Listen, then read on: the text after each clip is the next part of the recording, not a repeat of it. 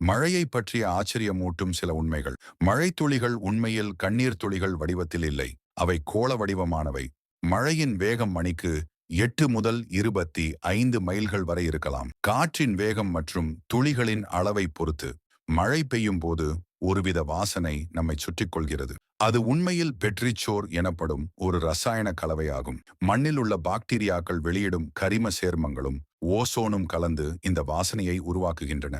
சில சமயங்களில் fall streaks எனப்படும் நிகழ்வு நடக்கும். அதாவது மேகத்திலிருந்து மழைத்துளிகள் கீழே விழுகின்றன, ஆனால் தரையை அடைவதற்குள் ஆவியாகி விடுகின்றன. இதனால் வானத்தில் கோடுகள் போல தோன்றும். உலகின் மிக வறண்ட இடமான அட்டகாமா பாலைவனத்தில் சில நேரங்களில் மழை பெய்யலாம். ஆனால் அந்த மழை தரையை அடைவதற்குள் ஆவியாகிவிடும். மழைநீர் சுத்திகரிக்கப்பட்ட நீர் போன்றது, ஆனால் அதில் சில தாதுக்கள் கலந்துள்ளன.